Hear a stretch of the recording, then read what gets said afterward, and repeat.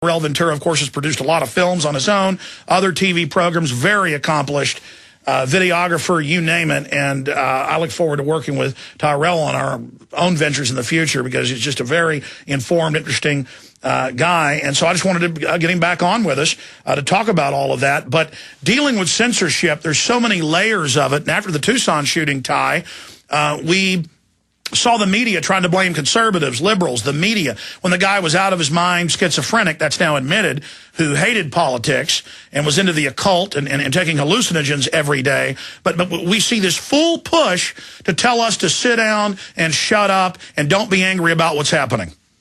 Yeah, and be scared of your neighbor because, God forbid we talk to each other anymore, yeah, it's frightening. It's out there, but as long as we stay vigilant and aware of it and keep talking about it and hold their feet to the fire, we'll hopefully weather the storm. Even when you talked earlier about the show that got, never was rebroadcast and the police state show, the thing that you can't really censor something anymore in today's world. I mean, that show is all over the internet and people can see it if they look for it. So that's the good news. The bad news is, the more forms of communication, the more avenues they can to propagandize us as a society. And that's what we got to pay attention to and try to be able to see through all of the propaganda. Well, there were some groundbreaking episodes. I think this second season was even more hardcore than the last, but millions of viewers per episode. They air these things 30, 40 times afterwards, so we're talking about audiences in the tens of millions. That police state episode really scared the system. And for those that don't know what happened, as much as you can tell, folks, I mean, I know the full story. You know the full story. We've been asked not to get into all of it or to respond to the congressman who's been attacking, but I have responded separately because he's been attacking your father and myself and others. But as much as you can tell, folks, about the pressures that were exerted. Well, it's interesting when we were doing the show and that all went down, we're putting show out, week after week. So when it happened, it kind of happened so quickly that we didn't really have time to think about it or pay attention to it because we're on to the next show. Once the show's locked and aired, we have to, look at putting the next show on the air. So we didn't really have a lot of time to reflect on that because it would have, damaged our ability to make our next show because, you can't spend all day worrying about because you're busy editing these and tweaking them right up to broadcast. Yeah. I mean, we want to make sure we get as much good content in there as possible with each show. So we're busting our humps doing that. Reflecting on it now, it's kind of like I said earlier. I mean, if anything, it brought. Controversy, if anything, is good because it brought more attention to the show. If they didn't want people to pay attention to it, they should have just ignored it. But we upset Representative Cohn and Senator Cohn, and he started yelling and hollering to the heavens. And then just recently we saw the kind of hypocritical aspect of him when in yelling at people for referring to people as Nazis, and then he turns around and does the same thing and doesn't see the hypocrisy in it. But ultimately the show's out there and you can see it, which is the important thing. And it was an amazing show to work on and definitely eye-opening. And thank you again for your help. Thank you again for your work on the show. Man, it was it's a great show, one of my favorites of the year.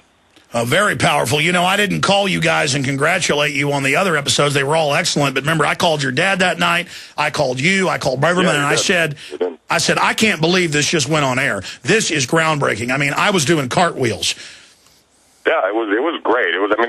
This whole last season was a great season. I mean, I was really happy with and let me say this too. I was really happy working with True TV. They've gone out on a limb for us and put us on the air and have been very supportive of us. And apart from, crazy moments like the police state thing or whatever, they haven't censored us and they have never, dictated content to us. Well, exactly. I mean, the head of the network pledged to your dad that they've never had censorship and there would be no problem. And then this was a wake-up call for them when higher-ups above them with homeland security and congressional pressure pulled the episode.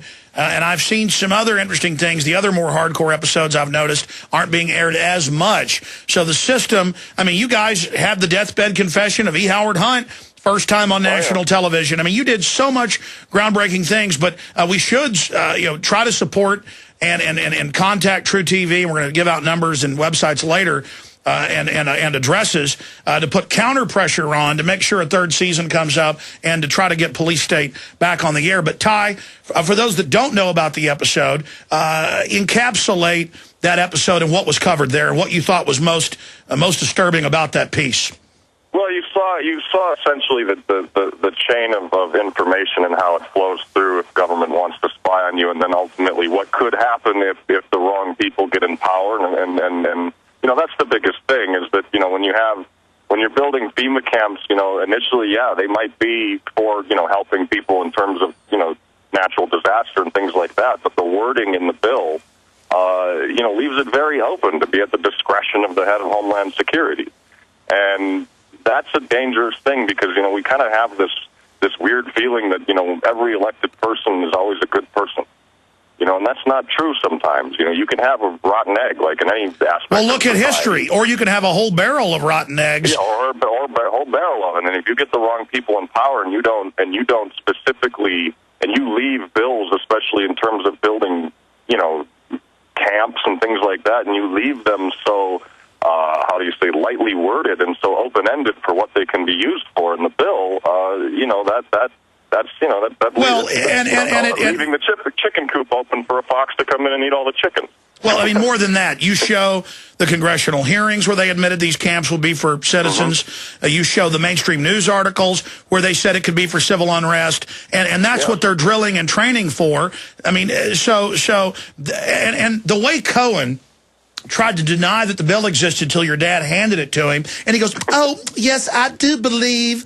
I mean, he was like something out of a, you know, old Southern movie or something, like, you know, one of the women. It just shows that these guys, I don't think he even remembered or even thought of putting it in there. And it just shows how, and he's a co-sponsor of the bill. I think it just shows how very little politicians pay attention to what they're doing out there. You know, they see a bill, oh, that sounds nice, let's push it through. Not reading the wording of it, not reading, you know, what's behind it and things like that. But Ty, you gave them the out. You gave them the out in the show, saying that oh, I bet he didn't know about it. But I mean, watching him in the video, he you know, talking like Scarlet from Gone with the Wind, he's like, oh, I do declare now, I do remember that bill. First he's like, you mean space aliens are going to come down and eat midget Governor Ventura?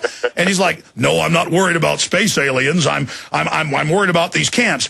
There's no bill. Oh, wait, I do remember this bill now. I mean, he looks so guilty. I mean, I'm sorry. Well, I mean, that's you know, you put it on television, and that's what happens. You know, I mean, the show speaks for itself, in my opinion. And like I said, it's one of my favorites because we really hit, you know, all the major elements from the fusion centers to the camps to the very creepy coffins, and you know, and it was a great show to put on the air along with all the other fantastic shows we did this last year. And well, he also said on CNN, he was like, how dare them say the government might release a bioweapon? How dare them, when we have all these admitted secret tests and the syphilis and the atomic soldiers, and it just came out our government was shooting up kids in Guatemala with syphilis. I mean, how dare him go, how dare you, Tyrel? Well, you know, I mean, I think there's people that truly believe that governments do no wrong in life, and it's so idiotic. You know, I mean, it boggles the mind that people can be either so naive, or, you know, when they're caught red-handed doing something wrong, they'll forever deny and make counter-accusations. You caught me red-handed, Tyrel. You and your wicked father, Jesse Ventura. All right, I'm going to stop. Ty, stay there. I want to talk about what some of your favorite episodes were, the future of the show. If you want to talk to Tyrel Ventura, one of the executive producers on the hit show Conspiracy Theory, 800-259-9231, 800-259-9231. I do declare, get that show off the air.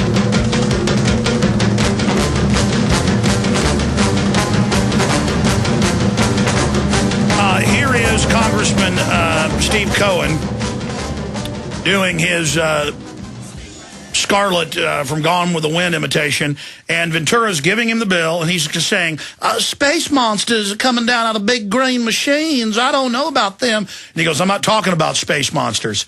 And he goes, here's the bill. And he goes, oh, I do remember that. Here it is.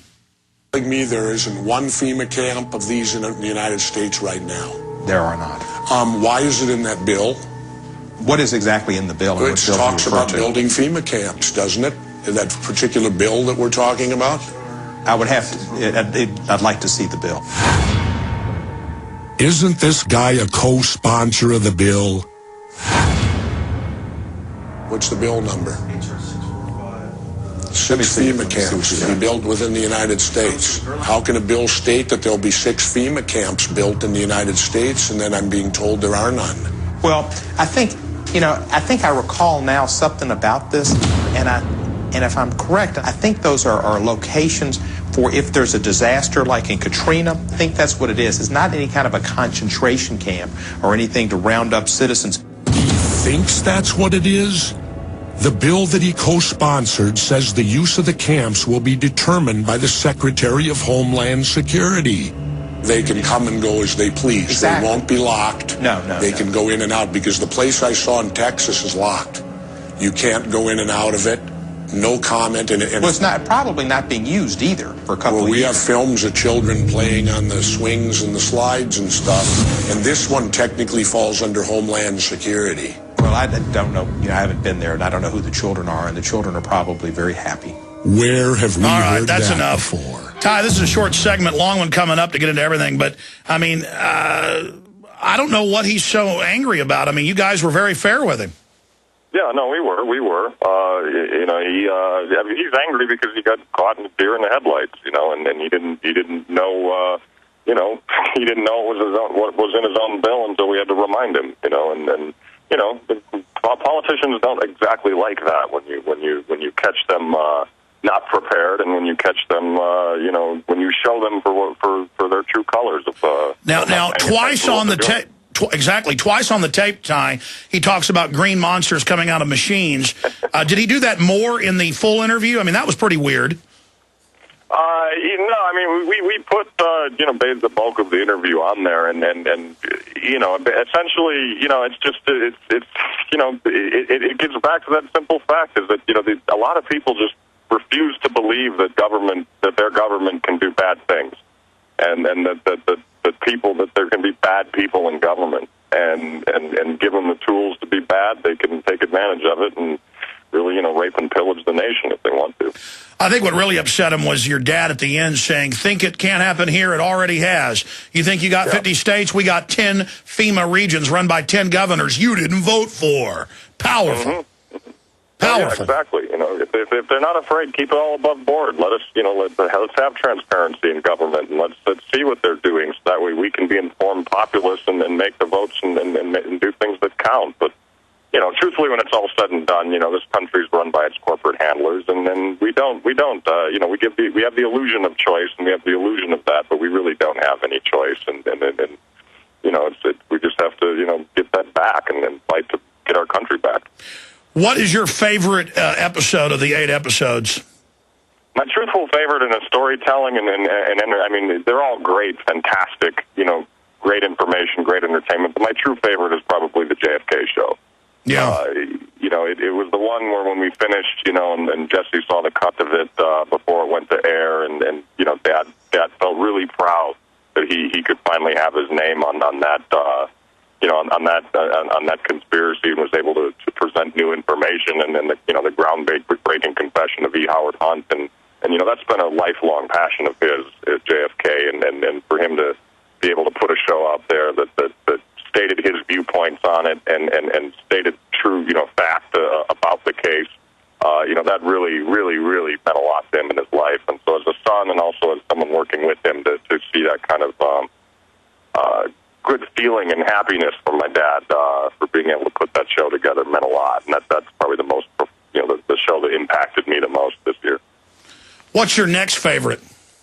My next favorite is probably Police State, just because it was so controversial and really, ruffled the feathers, because that's what you like to do, we work in a business where you gotta, it's entertainment, but if you can put truth and entertainment and, get people really paying attention. That's why we do what we do. We got to entertain you for an hour, and at the same time, we want to educate you for an hour.